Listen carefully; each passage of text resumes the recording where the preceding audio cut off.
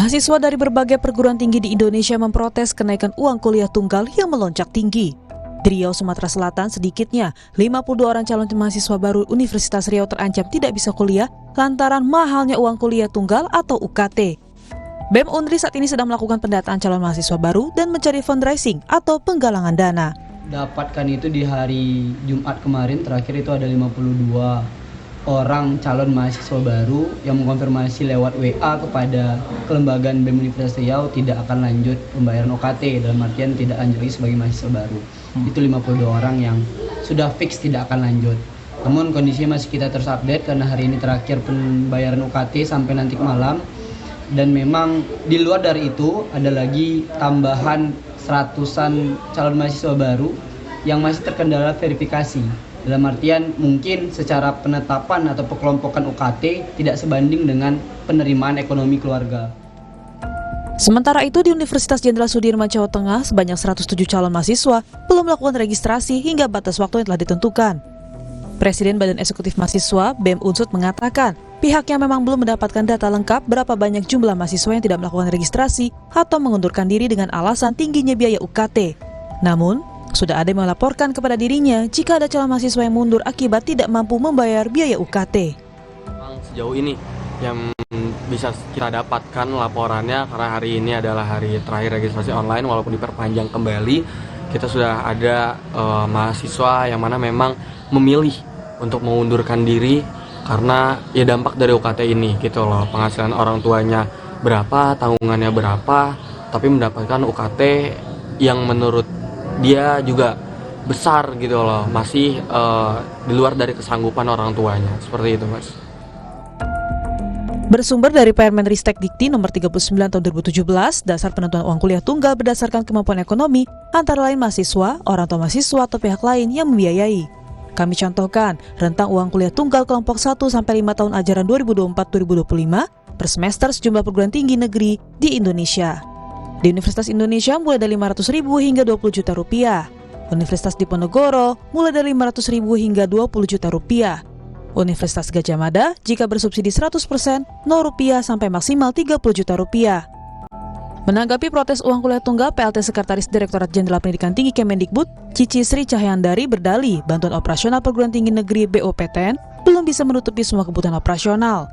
Cici juga menyatakan pendidikan tinggi bukan wajib, melainkan pendidikan tersier atau tertiary education bersifat pilihan. Ini teman-teman sekalian, kita dasarkan sebagai untuk kemudian sebenarnya ini tanggungan biaya yang harus dipenuhi agar penyelenggaraan pendidikan itu memenuhi standar mutu. Nah, tetapi dari sisi yang lain kita bisa melihat bahwa pendidikan tinggi ini adalah tertiary education. Jadi bukan wajib belajar. Artinya tidak seluruhnya lulusan SLTA, SMK itu wajib masuk perguruan tinggi. Ini sifatnya adalah pilihan. Mahalnya uang kuliah tunggal berpotensi menurunkan jumlah lulusan perguruan tinggi. Padahal sebelumnya, pemerintah sempat meminta jumlah penduduk Indonesia berpendidikan ditingkatkan. Kenaikan uang kuliah tunggal perlu dikaji serius oleh berbagai pihak.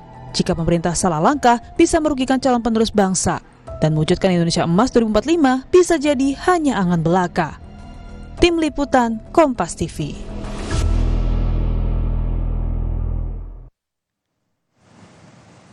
Saudara, uang kuliah tunggal atau UKT yang naik membuat sejumlah mahasiswa di Indonesia menjerit. Tak heran, beberapa kampus bahkan ada yang menggalang dana. Namun di sisi lain pemerintah menyebut pendidikan perguruan tinggi atau kuliah merupakan tertiary education, artinya tidak wajib. Lalu apa solusinya? Kami akan bahas di Sapa Indonesia pagi hari ini bersama sejumlah narasumber.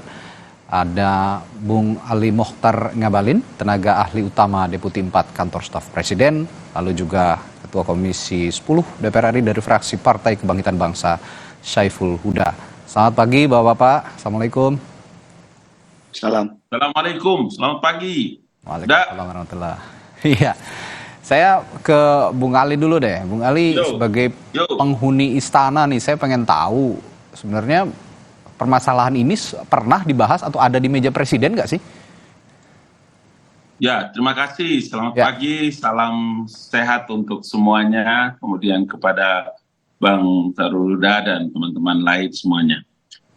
Tidak ada satu urusan atau perkara yang terjadi di Republik ini tidak mendapatkan perhatian dari Presiden. Itu kata kunci yang harus saya sampaikan lebih awal. Makanya kemarin ketika saya ditanya terkait dengan masalah UKT, saya memberikan jawaban bahwa mendapatkan perhatian dari Bapak Presiden dan kemudian membicarakan ini dengan para pembantu beliau yang menangani pendidikan, riset, dan teknologi. Tetapi jangan lupa bahwa pengelolaan perguruan tinggi nasional di negara kita ini tidak lepas dari regulasi, baik itu undang-undang, peraturan pemerintah, dan lain-lain. Sehingga mari kita lihat khusus pada penanganan masalah pendidikan UKT ini kan ada pada kementerian. Dan karena regulasilah maka perguruan tinggi nasional dengan berbagai status-statusnya itu semua diatur secara komprehensif di dalam undang-undang. Termasuk yang saya sebutkan tadi adalah peraturan pemerintah dan lain-lain. Sehingga tidak saja melihat perkara ini kemudian serta-merta kita itu menjadi tiba-tiba menjadi malaikat yang jatuh dari langit turun ke bumi. Ya. Tidak ada satu proses, tidak ada satu regulasi, tidak ada satu bentuk pelaksanaan termasuk seperti hari ini yang terjadi tanpa pernah orang melakukan satu kontrol terhadap kebijakan atau keputusan-keputusan yang dilakukan, termasuk diantaranya menyangkut UKT. Jadi saya mau katakan bahwa ini menjadi perhatian Bapak Presiden dan mudah-mudahan masing-masing perguruan tinggi nasional, perguruan tinggi negeri itu bisa juga melihat ini sebagai bagian yang tidak terpisahkan daripada tanggung jawab perguruan tinggi nasional itu sendiri. Oke. Gitu. Kalau sudah jadi perhatian Presiden, ya sekarang kan ini kita lihat biasanya bulan-bulan sekarang ini mau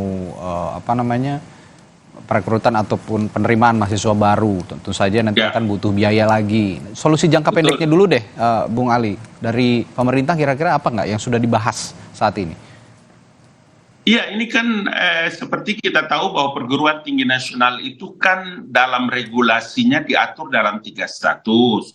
Umpama seperti perguruan tinggi nasional berbadan usaha ya BH, badan hukum, sorry. Ya. Itu secara independen dia mengatur tentang keuangannya, tentang statusnya, tentang keuangan, programnya, dan lain-lain. Ada lagi yang disebut dengan perguruan tinggi nasional, apa itu, badan layanan umum atau gimana lah gitu. Kemudian yang ketiga itu perguruan tinggi yang memang dikelola di kementerian.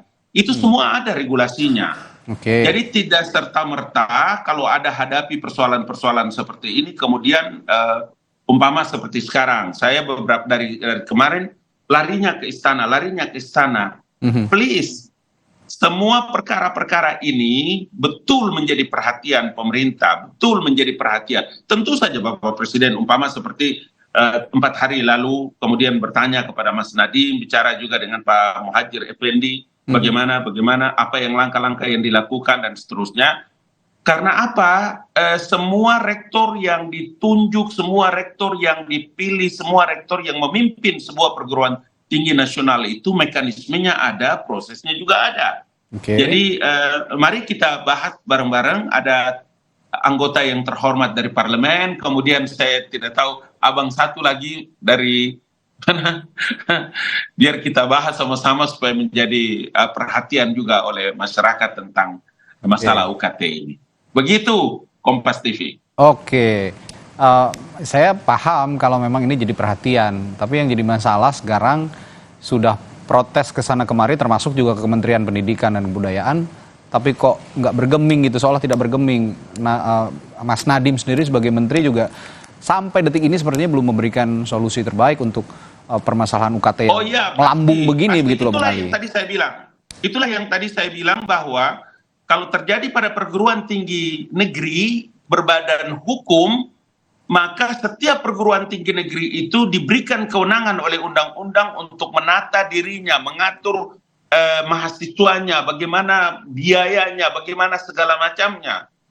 Karena dia tidak mungkin juga bisa berjalan tanpa ada regulasi yang mengatur mereka. Nah, kalau nanti ada perguruan tinggi negeri yang gagal, ya, saya dengar tadi itu prolognya itu ada mahasiswa yang mungkin dia mendaftar, kemudian dia tidak bisa lagi masuk karena biayanya begini dan begitu. Nanti kita lihat dalam 2-3 menit ini bagaimana pembahasannya, karena termasuk di dalamnya adalah, alhamdulillah ini ada DPR. Tentu saya yakini benar bahwa Mas Huda ini pasti yang menangani pendidikan di parlemen, jadi pasti akan tahu dan mengerti, gitu. Ya, ini juga, jadi kita harapkan juga dari DPR, karena kalau memang kita sebagai rakyat saja belum sempat berdialog begitu ya dengan menterinya atau dengan Kementerian Pendidikan, ya saya ke Mas Huda nih, Mas Huda sebagai Ketua Komisi 10 Perwakilan Rakyat begitu, ini juga bagaimana menyelesaikan masalah ini, terutama berdialog dengan Kementerian Pendidikan dan Kebudayaan. Tapi sebelum Anda jawab, saya kenalkan dulu di studio sudah hadir Koordinator Nasional Jaringan Pemantau Pendidikan Indonesia JPPI Ubaid Matraji. Nanti saya akan minta perspektifnya juga dari Anda, Bung Ubaid. Saya ke Mas Huda dulu. Mas Huda, tadi kalau kita sendiri sebagai masyarakat kesulitan untuk berdialog, berkomunikasi dengan Kementerian Pendidikan dan Kebudayaan, terutama untuk masalah UKT yang semakin mahal dan tidak terjangkau, terutama untuk masyarakat kecil. Apa yang upaya yang Anda lakukan sebagai perwakilan rakyat di parlemen, Mas Huda? Terima kasih Mas, Bang Ali, terima kasih Mas Ubed. Sebenarnya ada banyak substansi ya yang bisa kita diskusikan. Tapi sayangnya setiap kali saya hadir di stasiun TV, temannya Bang Ali tidak pernah hadir. Itu masalahnya. Hatta di dirjennya misalnya gitu, atau Prof Cici yang memberikan statement kontroversi. Tapi intinya saya ingin masuk pada substansi ya, supaya perdebatan kita fokus. Yang pertama, Komisi 10 sudah mengambil sikap menyangkut soal ini ketika Kemendikbud melalui Prof Cici lepas tangan. Saya menyebutnya lepas tangan ketika beliau menyampaikan bahwa pendidikan tinggi adalah tertiary education. Jadi kira-kira pemerintah tidak wajib ngurusi perguruan tinggi, pendidikan tinggi, karena itu bukan wajib belajar 12 tahun. Menurut saya itu fakta yang faktual hari ini, bahwa sikap pemerintah kira-kira ingin lepas tangan menyangkut soal isu kenaikan UKT ini. Karena Kemendikbud melalui Prof Cici merespon, menempatkan pendidikan tinggi sebagai tertiary pendidikan di saat merespon UKT ini gitu. Jadi saya protes keras cara pandang begini, apalagi pejabat Kemendikbud itu mewakili representasi rumah besar pendidikan kita, Kemendikbud, yang semestinya bersikap tidak semacam itu. Itu yang pertama ya. Yang kedua, Komisi 10 sudah tegas. Kita minta semua kenaikan UKT dibatalkan. Apapun konsekuensinya, itu yang pertama. Yang kedua, kita minta semua mahasiswa yang mengalami kesulitan karena kenaikan UKT ini untuk dipastikan tetap bisa kuliah. Karena mereka tidak tahu sama sekali kalau ada skema kenaikan UKT dalam perjalanan studi mereka. Sangat mendadak banget. Ini kebijakan yang sangat sembrono. Itu yang kedua. Yang ketiga, kita minta Permendikbud nomor 2 tahun 2024 yang mengatur terkait dengan indeks biaya pendidikan kuliah, dan di dalamnya menjadi payung yang akhirnya pihak rektorat memutuskan berani menaikkan UKT untuk dicabut secepatnya. Nah, itu yang kita sampaikan. Dan yang keempat, Komisi 10 sudah bersepakat, sudah berjalan seminggu ini membentuk panja pembiayaan pendidikan untuk memastikan bahwa mandatory spending 20% anggaran pendidikan kita yang setara tahun ini 665 triliun itu betul-betul dipastikan skema pengelolaannya dan indeks pembiayaan pendidikan kita lebih konkret dan jelas ke depan. Karena kami meyakini, Bang Ali, kalau dari 665 triliun, itu yang hari ini dikelola oleh Kemendikbud hanya 85 triliun. Dari 85 triliun lalu yang menjadi BOP perguruan tinggi negeri kita itu hanya 35 triliun. Kami sudah lama sebenarnya menyuarakan ini. Nah, kita ingin, kita tahu ada keterbatasan ruang fiskal kita. Ya. Tapi kita ingin pemerintah menempatkan posisi pendidikan sebagai prioritas.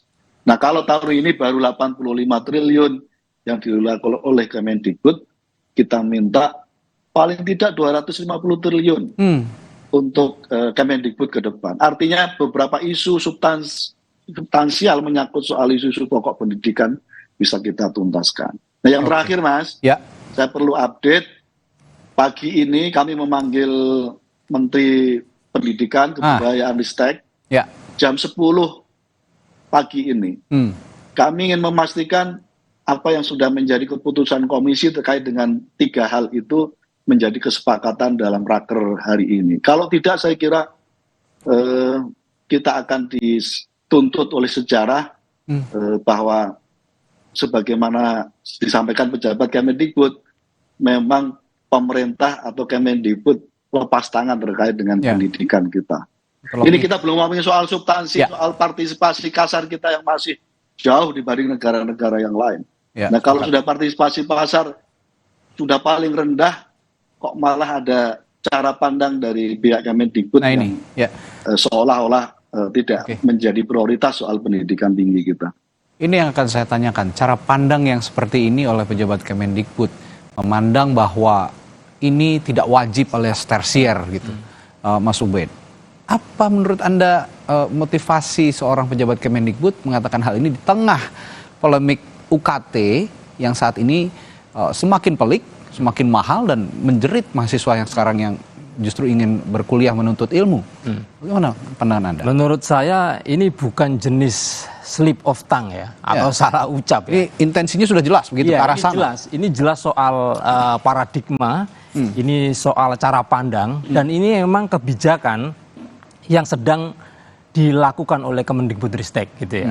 Bahwa pendidikan ini tertiary education, pemerintah nggak wajib membiayai. Karena itu kebijakan Kampus Merdeka ya di salah satu episodenya itu mendorong PTN-PTN ini yang mulanya 80-90% itu dibiayai oleh negara, didorong untuk berubah menjadi PTNBH gitu.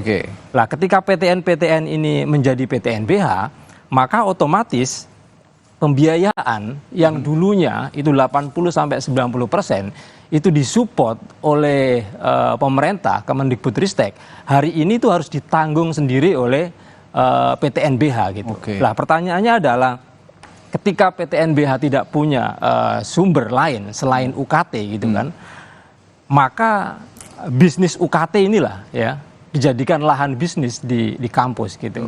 Kita komersialisasi pendidikan artinya ujungnya. Iya, jadi kampus menjadi lahan bisnis dan satu-satunya bisnis yang tidak mungkin merugikan kampus dan pasti untungnya adalah bisnis melalui skema UKT gitu. Itu pasti menguntungkan gitu. Karena itu tadi Mas Huda dari DPR sudah menyinggung soal Permendikbud nomor 2 2024. Ini memang jadi landasan penentuan SSBOPT, ya kan? Berapa besaran BKT, IPI dan seterusnya gitu ya.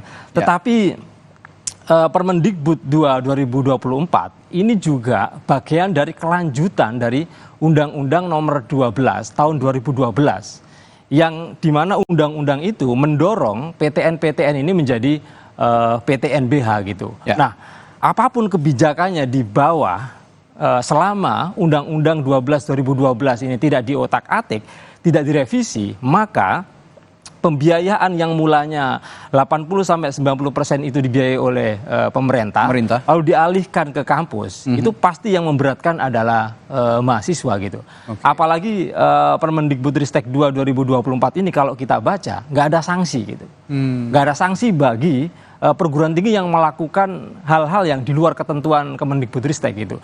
Contoh misalnya kemarin ada klarifikasi dari Kemendikbudristek bahwa ada alokasi 20% bagi UKT golongan 1 dan 2. Tapi pertanyaannya adalah apakah itu sudah diterapkan oleh kampus-kampus PTNBH? Dugaan kami belum, gitu kan. Lah, bagaimana dengan kampus yang tidak menerapkan 20% untuk golongan 1 dan 2? Nggak ada sanksi.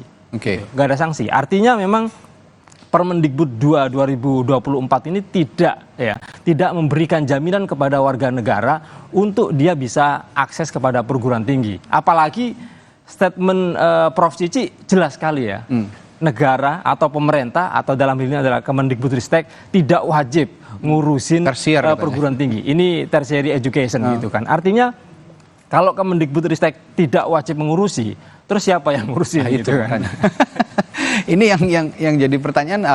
Kemudian begini, Mas Ubaid, Anda mengatakan 80% sampai 90% ya, yang tadinya ditanggung oleh pemerintah, akhirnya diserahkan semua ke kampus begitu. Ini untuk perguruan tinggi negeri. Artinya menurut pengawasan Anda sejauh ini, perguruan tinggi negeri ini bleeding, bisa dikatakan seperti itu untuk secara finansial, sehingga mereka harus mengambil secara finansial mengambil uang dari para mahasiswa ini melalui UKT begitu. Memang kondisinya sangat bleeding. Iya, jelas. Jadi bagaimana solusinya? Ya, PTNBH itu mendorong ya kampus-kampus ketika kamu tidak punya skema pembiayaan, tidak lagi disupport oleh pemerintah, ya berbisnislah. Gitu kan. Nah, artinya berbisnislah itu dilepas untuk mencari uang sendiri begitu. Usaha profit gitu kan. Ada profit melalui jalur riset, padahal perguruan tinggi negeri dengan private sector dan seterusnya. Tetapi kan itu tidak jelas menguntungkan. Satu-satunya skema yang paling menguntungkan adalah bisnis dengan mahasiswa melalui skema UKT. Itulah yang dilakukan dan menjadi bencana di pendidikan tinggi kita. Baik. Ya, Bung Ali, Anda kayaknya punya tanggapan nih. Sebelum jeda saya akan tanyakan tanggapannya bagaimana.